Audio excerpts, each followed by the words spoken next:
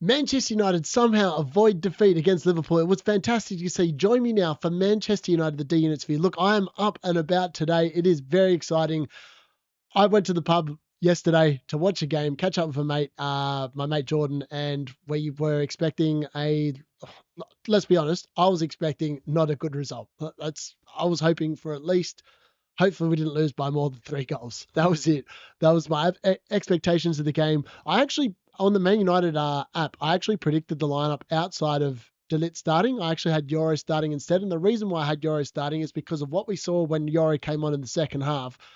That's why I had him starting, because I just felt that he and his speed and hopefully his youthfulness is probably what we were going to be talking about. Look, there were a couple of disappointing things in this game, but overall it was a really fantastic display of fortitude, of graft, of grit, of determination, of effort, all the things that have been unbelievably lacking from Manchester United pretty much most of this season. They were all on display.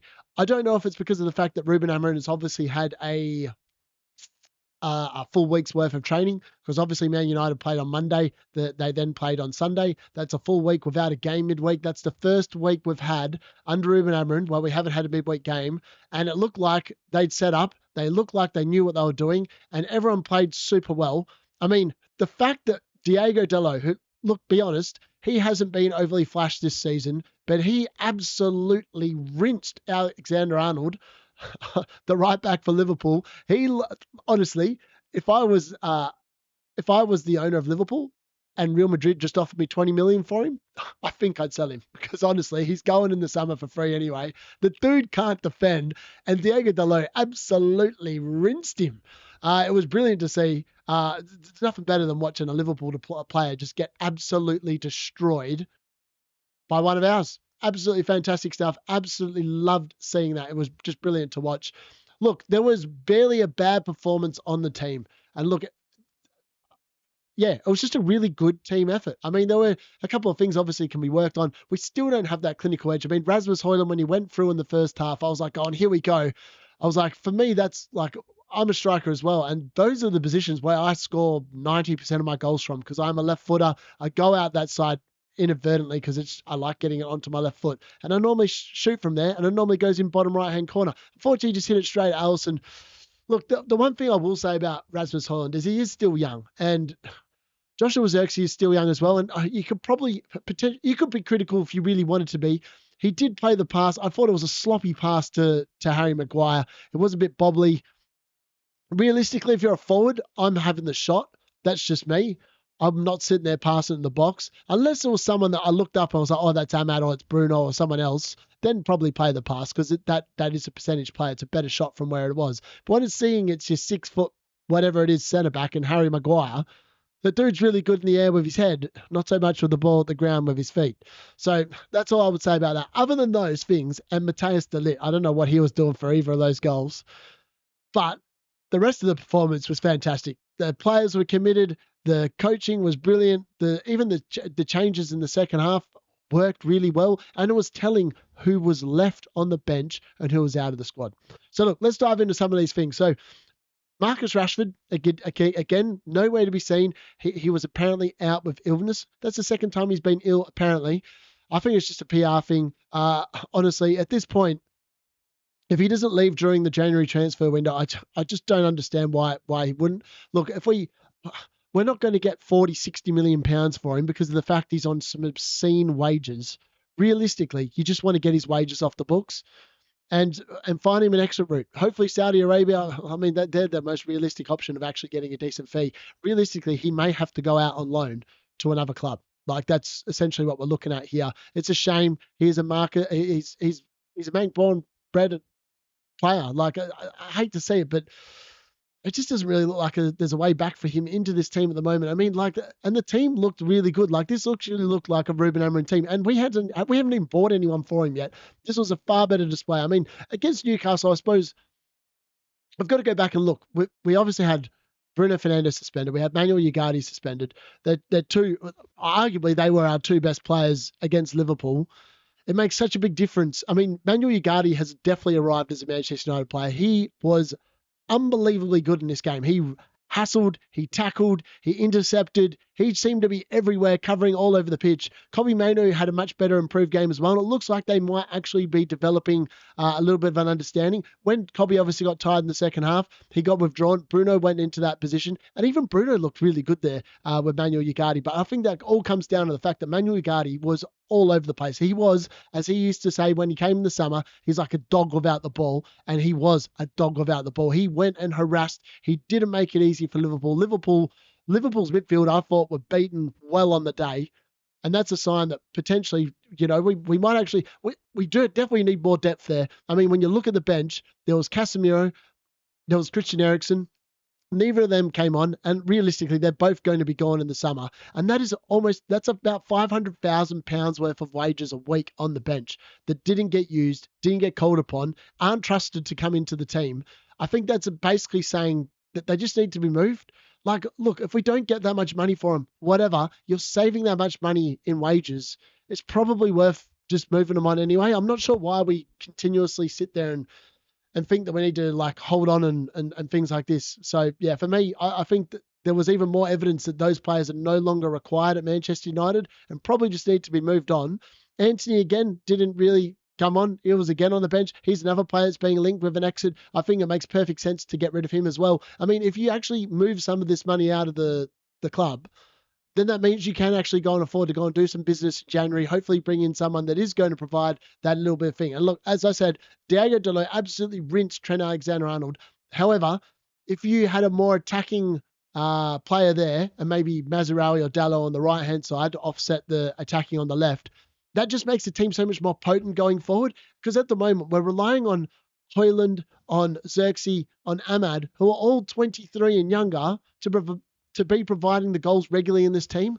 That is not going to happen when you're that amount of age, and realistically it's just not going to happen.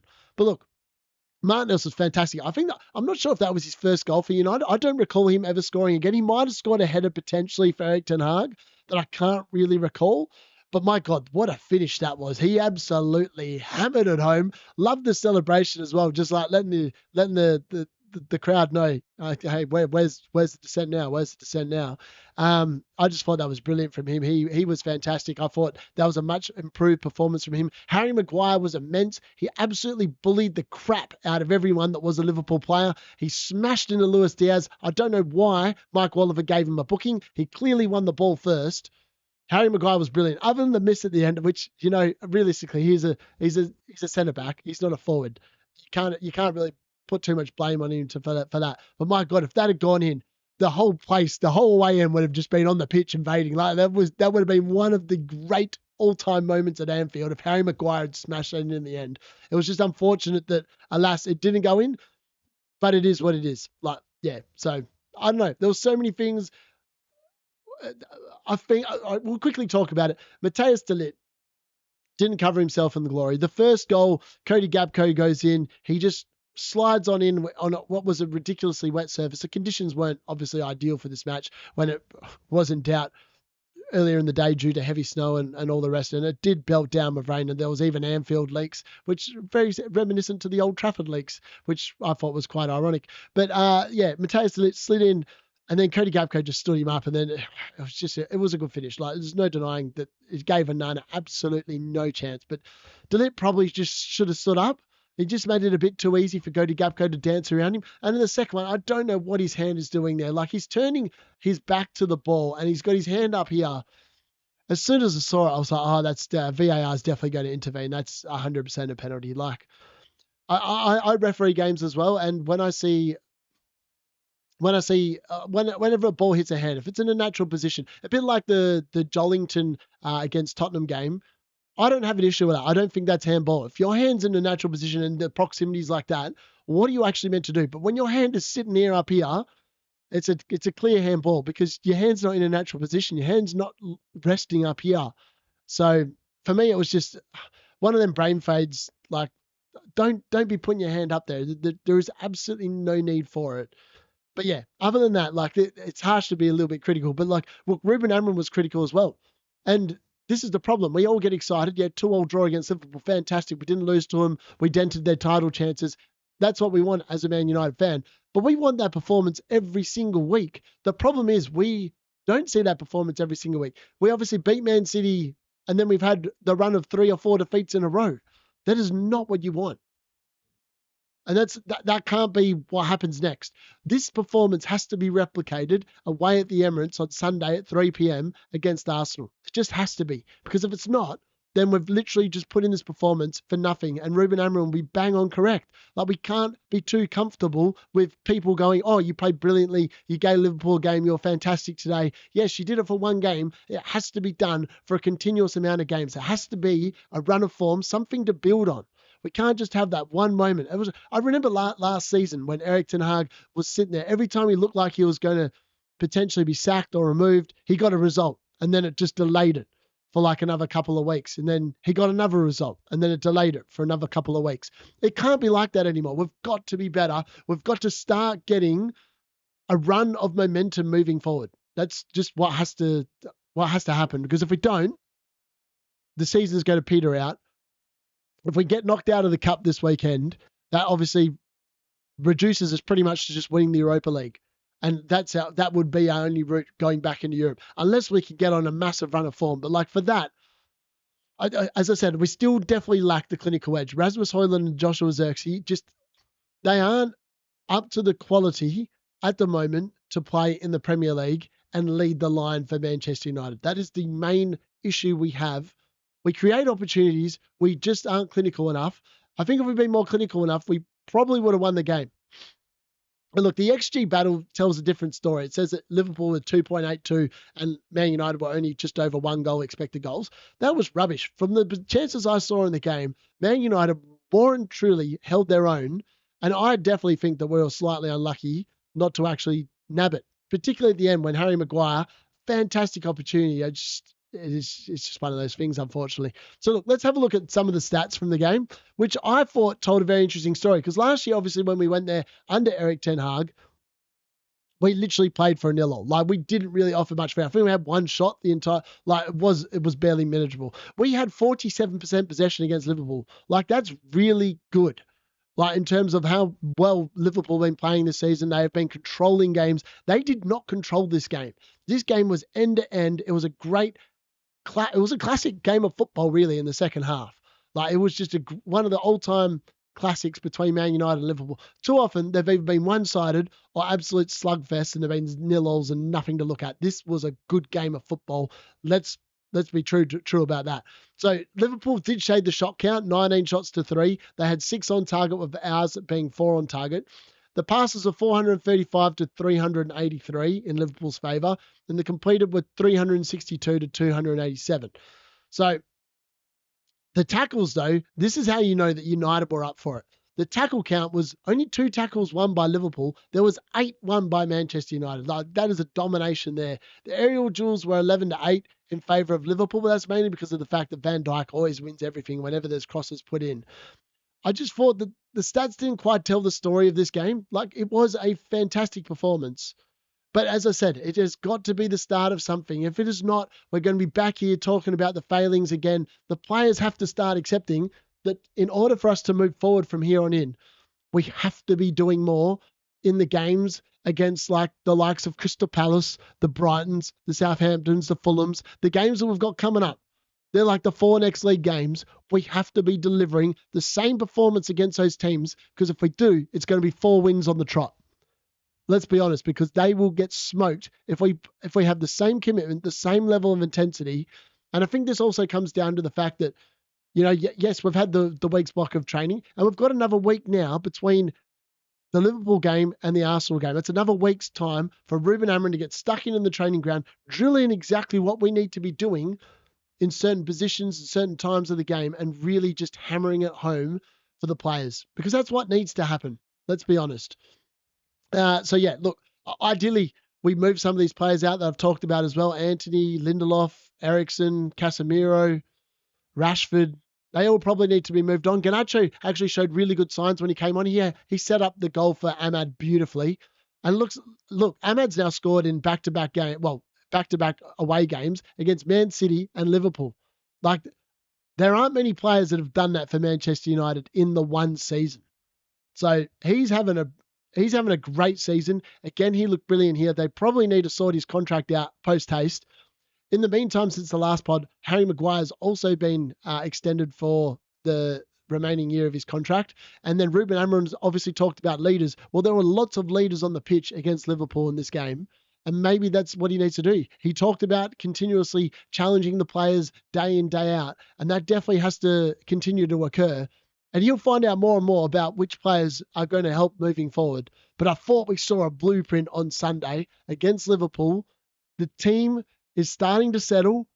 The players that he likes, you can see, are continuously starting in the same positions, which means that, if the Casemiros, the Ericssons, the Antonys and that, they are moved on, imagine how much more money he could spend on wages on other players. And that's what needs to be done. Like, we've got this PSR nonsense and all the rest that we've got to comply with.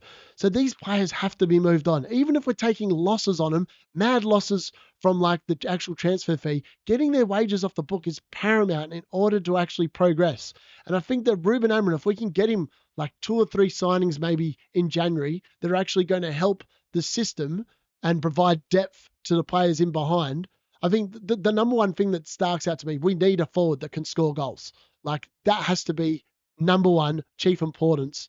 Just get someone, even if it's a short-term fix or whatever it is, that can actually score goals regularly. That will go a long way to us actually getting better results. And I think it will go a long way to actually helping implement the Amorim system as well, because it does rely on a centre forward that is going to regularly score goals. I mean, he had Victor Gyökeres at Sporting Lisbon, and look, he would be a great signing. I don't think we're going to be able to afford him. But look, there are other names that are in there. Jonathan David obviously plays for Lille. I wouldn't mind him. He's, I think, the 3rd most involved goal scorer this season in terms of goal involvement, assists and goals.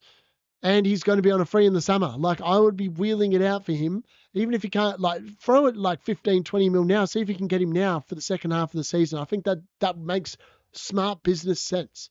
Like, chasing a forward that is going to score the goals. I don't know if he will fit into the system, but like, if they're worried about money, go and target someone like that will actually score goals, because that's what we need in order to turn what this was a good performance into better results. And I think that's what we need. We definitely need an upgrade in the forward line. You could see the midfield, particularly with Yargadi back in there, they probably do need some depth though, like someone in case there is an injury to Kobe or Yargadi. Relying on Casemiro and Ericsson doesn't seem to be the way forward. So that means we do need to invest in that particular part of the squad as well. So yeah, let me know in the comments what you think. Make sure you like the video, subscribe if you're new, and hopefully you're feeling pretty upbeat. But this has to be the start of something new. It can't be back to we lose at Arsenal 3-0 and then we lose at home to Southampton. We have to use this as a base to bounce from. And another week's worth of solid training has me thinking that, good stuff can be awaiting us. Let me know. I'll join you later in the week potentially, or after the Arsenal game for a catch up. And if there's any business in between then, I will do another video. If not, I'll see you after the Arsenal game. Thanks for watching. That's been the D Unit, Manchester United's View.